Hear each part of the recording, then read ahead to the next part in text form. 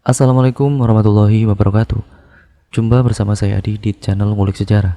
Pada video kali ini saya akan kembali lagi membacakan suatu kisah misteri yang kali ini berjudul Saingan Lapak di Bulan Ramadan.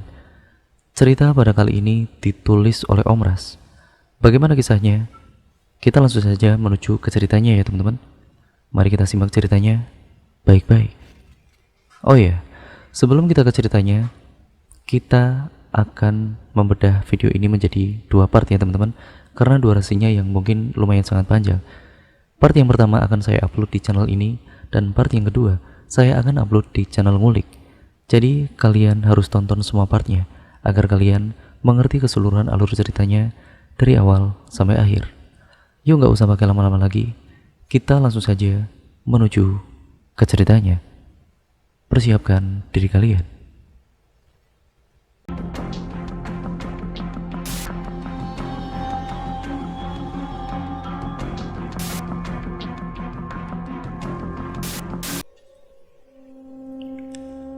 Tiga hari sebelum memasuki bulan suci Ramadan, aku dan juga suamiku sudah membersihkan area lapak yang telah kami sewa selama Ramadan ini untuk menjual berbagai macam takjil dan lauk pauk yang sudah masak. Aku dan juga suamiku sangat bersemangat sekali. Tidak lupa juga kami membuat sebuah meja berukuran 2 meteran untuk tempat daganganku, karena di sana hanya menyewakan tempat saja. Setelah semuanya sudah selesai, aku tersenyum puas menatap meja dan juga sekitaran lapak yang sudah sangat bersih. Bismillah, semoga jualanku nanti laris manis, ucapku seraya menatap suamiku. Amin, masakanmu kan enak, jadi pasti nanti banyak yang beli. Singkat ceritanya, malam itu kami sudah memulai tarawih pertama di masjid terdekat. Rasanya menyenangkan sekali bisa menyebut bulan suci Ramadan bersama suami tercinta lagi. Meskipun di tahun kedua pernikahan ini kami masih tetap berdua. Hari pertama puasa itu aku habiskan untuk berbelanja ke pasar, membeli bahan-bahan untuk membuat kue dan juga bubur manis. Di hari kedua puasa aku sibuk berkutat dengan bumbu dan juga tepung-tepungan di dapur. Rasanya sangat bersemangat sehingga tidak sedikit pun terasa haus dan juga lapar. Padahal hari itu cuaca di luar sangat panas sekali. Sekitar pukul 2 siang, aku dan juga suamiku sengaja berangkat lebih awal menuju lapak tempatku berjualan. Aku kemudian membersihkan meja dengan sedikit air dan juga kain, lalu melapisi meja kayu itu dengan tikar agar terlihat bersih dan juga rapi. Semua jualanku aku susun sampai terlihat menarik, mulai dari bingka, kue lapis, bingka barandam, es buah, kolak pisang, bubur hintalu karuang, sayur besantan, dan lain-lainnya. Setelah semuanya tersusun rapi dan juga menarik, aku duduk sembari menunggu pembeli. Tidak beberapa lama aku duduk, penjual aneka takjil di lapak sebelah kiriku pun datang bersama dengan seorang pemuda yang kemungkinan adalah anaknya. Aku tersenyum menyapa sembari menatap wanita itu. Namun beliau tidak menanggapi. Di area tersebut memang merupakan pasar Ramadan setiap tahunnya, dan pedagangnya pun banyak sekali, termasuk aku, walaupun aku baru tahun ini mulai berjualan. Di sebelah kananku terdapat ibu-ibu penjual bubur-buburan, mulai dari bubur sop ayam sampai bubur manis, dan ibu yang ini lumayan ramah pada sesama pelanggan di sekitar situ. Di hari pertamaku berjualan, semuanya berjalan lancar dan sangat baik. Semua jualanku laku dan juga habis tidak tersisa. Di hari kedua dan juga ketiga pun sama, orang-orang selalu beralih ke lapakku setelah bertanya harga pada ibu-ibu penjual di sebelah kiri yang jualannya sama dengan jualan narasumber. Jujur saja aku merasa tidak enak terhadap ibu-ibu itu. Apalagi begitu melihat tatapannya yang seolah-olah tidak suka akan keberadaanku di situ. Bahkan aku pernah beberapa kali mendengar langsung saat beliau menjelek-jelekan jualanku. Aku merasa gak enak sama ibu-ibu yang jualan di lapak kiri, ucapku di suatu malam pada suami. Namun aku enggan untuk menceritakan secara keseluruhan tentang daganganku yang dijelek-jelekan. Tidak enak kenapa? Kan rezeki sudah diatur sama Allah. Aku menghela nafas panjang. Apa yang dikatakan suamiku memang benar. Karena katanya tidak peduli seberapa keras ibu itu menjelek-jelekan daganganku, tapi orang-orang tetap banyak yang memilih berbelanja di tempatku. Malam itu merupakan malam ke-7 Ramadan, dan di dalam malam itu, anehnya aku mulai merasakan ada sesuatu yang tidak biasa. Mulai dari aku dan juga suami yang bermimpi aneh, rumah kami yang biasanya adem kini mendadak gerah dan panas. Bahkan kipas angin pun sampai kuhidupkan semua. Namun rasa gerah itu tidak kunjung mereda. Pada pukul 3 dini hari, aku bangun dan mulai mempersiapkan makanan untuk sahur nanti. Tiba-tiba saja aku mendengar suara kretekan di atas atap, mirip seperti langkah puluhan tikus yang berlarian. Bulu kutuku kemudian juga langsung merinding seketika. Entah apa yang terjadi dan entah apa itu tadi. Dan anehnya suara-suara itu hanya terdengar sekali saja. Ketika anak-anak mulai bagarakan atau membangunkan orang sahur berkeliling desa, biasanya membawa kentongan atau salon kecil. Dan tidak jarang ada beberapa anak-anak yang membawa panci beserta alat masak lainnya yang sudah tidak terpakai untuk dijadikan sebagai alat musik seadanya untuk mengiringi teriakan sahur yang bernada. Sahur, sahur. Baskom kecil yang kuletakkan di atas kompor tiba-tiba saja terjatuh, membuat ikan yang baru aku kasih bumbu tadi malah berserakan di lantai. Kenapa ya? Tanya suamiku yang baru saja muncul. Ini ikannya jatuh. Ah, mungkin disenggol setan kali, ujar suamiku seraya masuk ke dalam kamar mandi. Perkataannya yang tidak biasa itu membuatku mengerutkan alis. Aku ingin bertanya tentang apa maksud dari kata-katanya tadi, namun suara air yang dihidupkan di dalam kamar mandi membuatku mengurungkan niatku. Lalu kemudian aku mencuci ikan-ikan tadi lagi dan melumurinya dengan bumbu-bumbu. Kali ini aku menaruh baskom kecil berisi ikan itu di atas ember yang besar yang tertutup juga. Tanganku dengan cekatan lantas menghidupkan kompor. Setelah minyak cukup panas, aku kemudian memasukkan ikan itu ke dalamnya. Sementara tunggu satu untuk menggoreng ikan, di tunggu kedua aku gunakan untuk menumis sayur kol.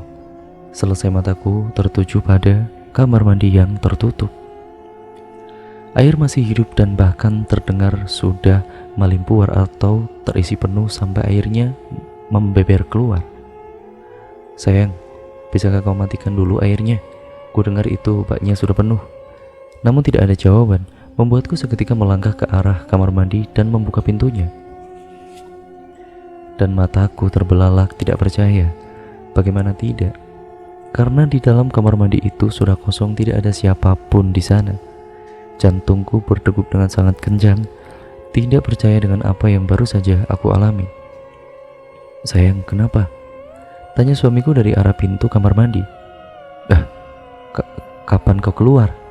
Ucapku terbata-bata. Suamiku nampak bingung dengan pertanyaanku tadi. Aku baru ini mau ke kamar mandi. Oh iya, itu tadi ada si teman Bu Anita, dia ngechat. Katanya pesan pingka kentang yang ukuran besar. Besok siang dia ambil ke sini katanya. Aku terdiam, bingung bercampur aduk pada kala itu dan juga bercampur rasa takut. Itu tadi apa yang kau goreng? Sudah tidak ada bunyinya. Jangan-jangan gosong. Tegur suamiku seraya menepuk bahuku. Aku bergegas berjalan ke arah kompor dan benar saja, ikan yang kugoreng separuh bagiannya sudah gosong kehitaman. Dari arah kamar mandi terdengar suara suamiku sedang bernyanyi. Diikuti suara guyuran air. Aku menghela nafas panjang dan berusaha melupakan apa yang baru saja aku alami tadi. Mungkin aku kelelahan, makanya banyak berhayal, batinku. Beberapa saat kemudian makanan untuk sahur sudah siap untuk terhidang di atas meja bundar tanpa kursi tersebut. Kami bersahur bersama-sama dan dilanjutkan dengan membaca Al-Quran sambil menunggu azan subuh. Hari itu aku sedikit telat membuka lapak daganganku. Bahkan semua pedagang penjual aneka takjil sudah buka semuanya. Aku buru-buru menyusun semua daganganku. Namun anehnya di hari itu orang-orang yang biasanya membeli takjil di tempatku cuma lewat begitu saja tanpa menoleh sedikit pun. Aku bertanya-tanya, ada apa gerangan? Apa jangan-jangan ibu-ibu di lapak kiriku itu menjelek-jelekan daganganku pada semua orang lagi? Dan apa iya semua orang percaya begitu saja? Sampai malam daganganku tidak ada satupun yang terjual. Rasanya sedih sekali. Tapi ya mau bagaimana lagi? Rezeki tidak ada. Kamu gak pulang? Sudah hampir isya loh. Anggap saja hari ini tidak ada rezeki. Jangan bersedih, apalagi sampai putus asa. Bisa jadi Allah sedang mempersiapkan sesuatu yang jauh lebih baik untukmu. Hibur suamiku. Aku tahu itu hanyalah kata-kata untuk membuatku tidak merasa sedih. Tapi aku memang butuh kata-kata itu untuk saat ini. Semua orang cuma lewat tadi. Tidak ada satupun yang menoleh pada daganganku.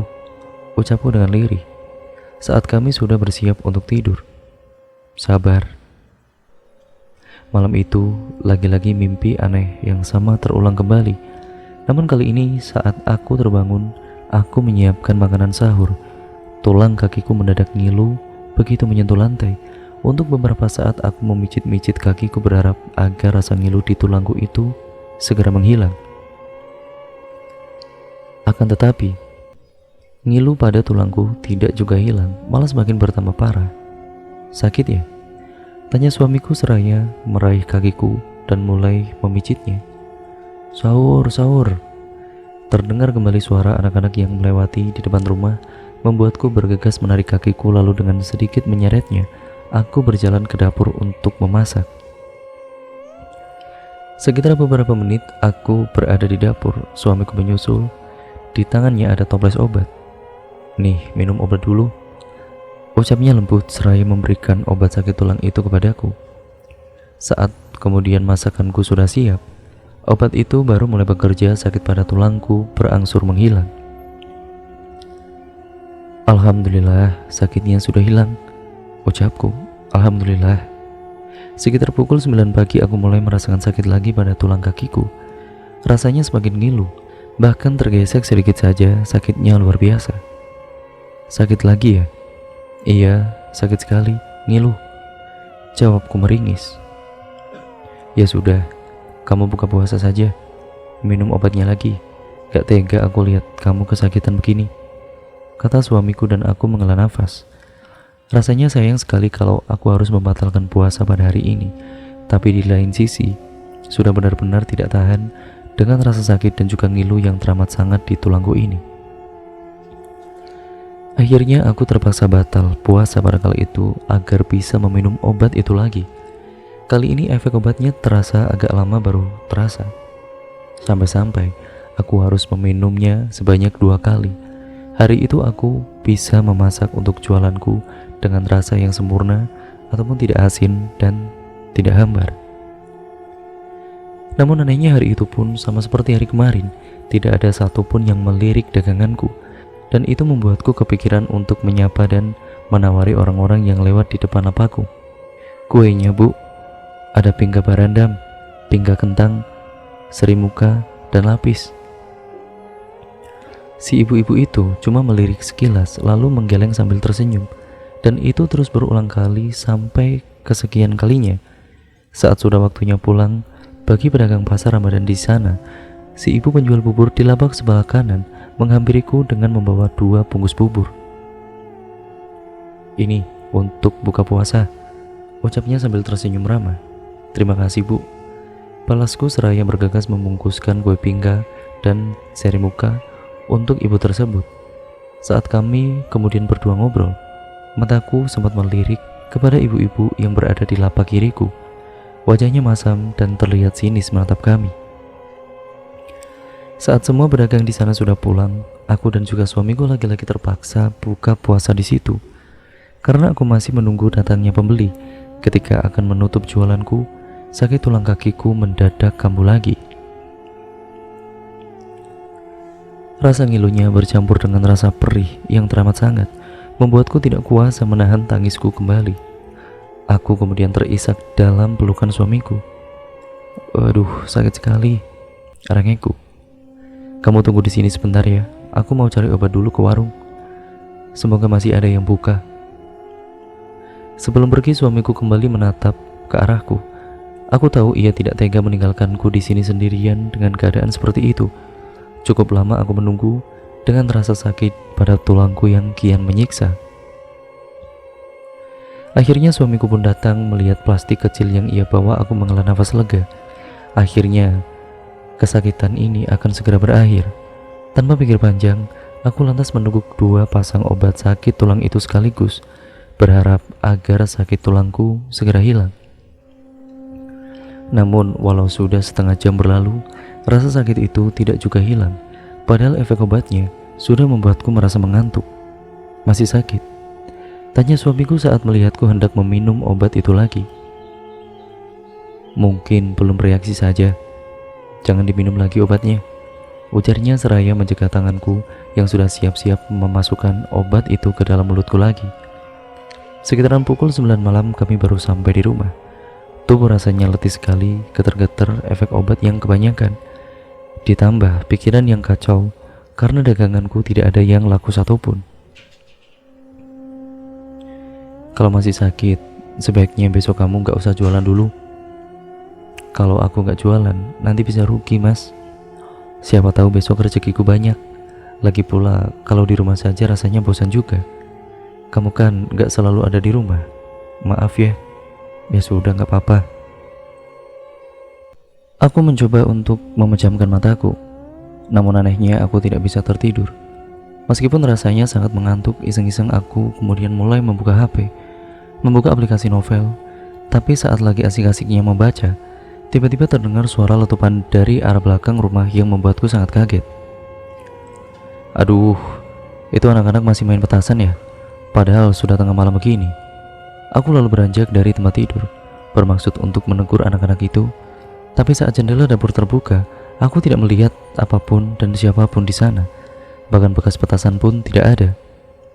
Kemana perginya anak-anak itu? Ketika aku akan menutup kembali jendela tersebut sayup-sayup, aku mendengar suara rintihan dari arah kamar mandi. Aku terdiam untuk beberapa saat untuk memastikan apa yang baru saja aku dengar. Tapi suara itu menghilang dan hanya terdengar sekali.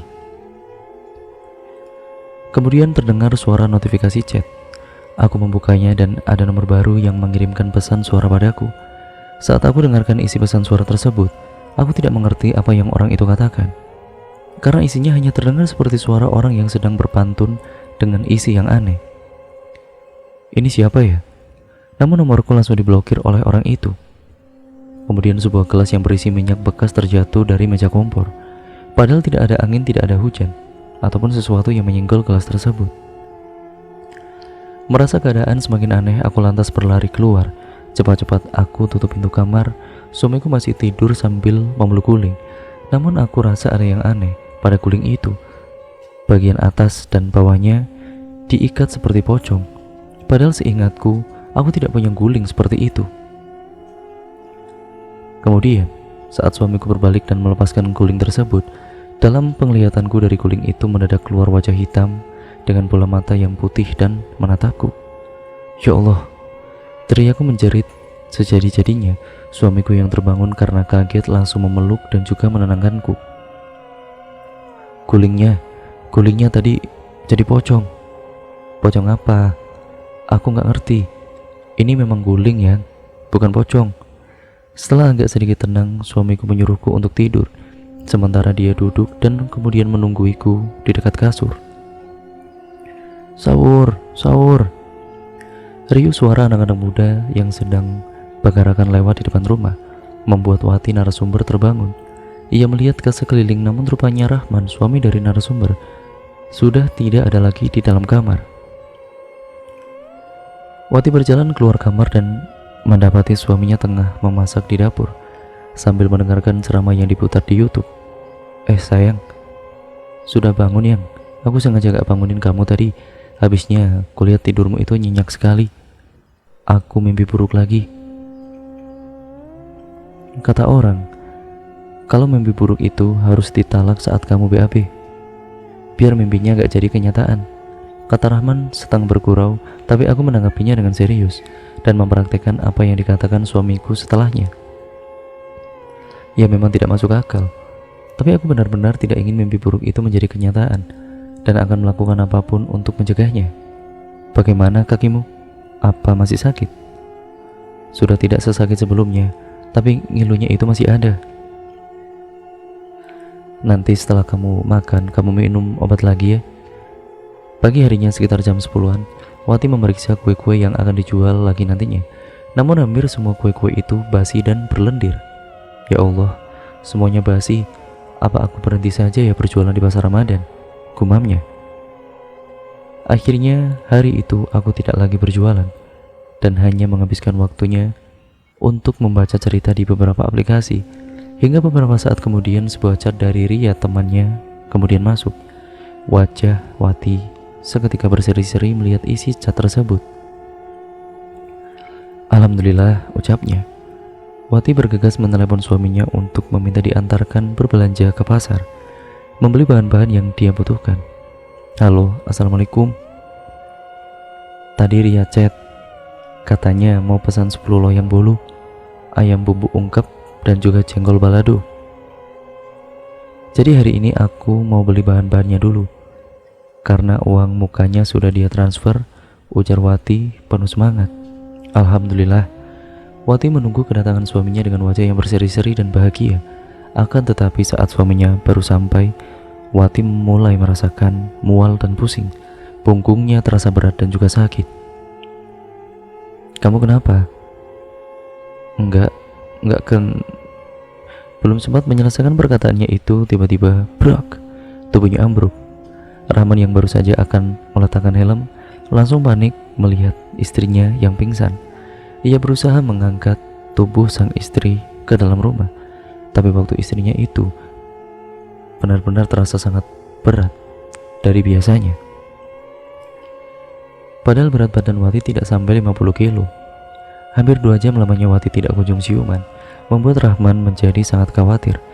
Saat tersadar dari pingsannya, Wati sudah melihat suaminya tengah tertidur dengan posisi duduk dan tangannya menggenggam tangannya. Lampu pun sudah dinyalakan, yang berarti sudah memasuki malam hari. Aduh, sudah malam. Gimana pesanannya Ria? Keluhnya. Alhamdulillah, kamu sudah sadar. Aku khawatir sekali tadi, ucap Rahman. Pesanan Ria gimana ya? Mana uang mukanya sudah ditransfer? Sudah. Memangnya kapan dia mau ambil pesanannya? Besok sore. Tapi yang dia pesan itu banyak sekali. Aku takut waktunya tidak cukup. Karena kan harus belanja bahan-bahannya dulu ke pasar. Begini saja Yang, kamu tulis semua bahan-bahan yang kamu butuhkan, biar aku yang belikan di kota. Tapi kota atau kabupaten kan jauh. Gak apa-apa, demi kamu jangankan ke kota, ke planet Mars pun aku akan tempuhi. Wati tersipu mendengar gombalan sang suami itu. Tapi kamu yakin akan baik-baik saja kalau kutinggalkan? Iya, gak apa-apa. Tadi itu aku cuma kelelahan kok.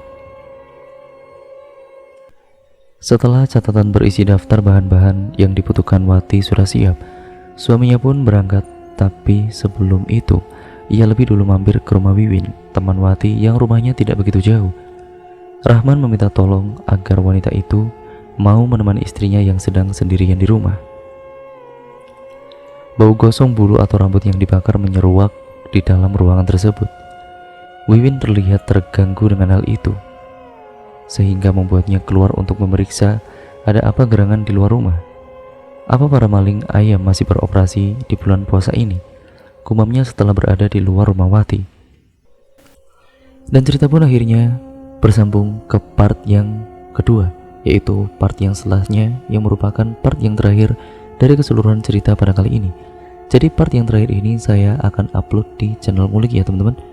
Dan kalian harus tonton agar kalian mengerti keseluruhan alur ceritanya dari awal sampai akhir. Sekian dan terima kasih ya teman-teman. Sampai berjumpa di lain kesempatan. Jangan lupa untuk kalian like, komen, dan share video kali ini sebanyak-banyaknya agar kalian tidak ketinggalan video terbaru selanjutnya dari channel ini, dan kalian terus mensupport channel ini sampai kapanpun. Terima kasih atas dukungan kalian. Kurang lebihnya mohon maaf apabila banyak salah kata ataupun narasi saya yang mungkin kurang jelas dalam menyampaikan narasi video kali ini. Sekian, wassalamualaikum warahmatullahi wabarakatuh.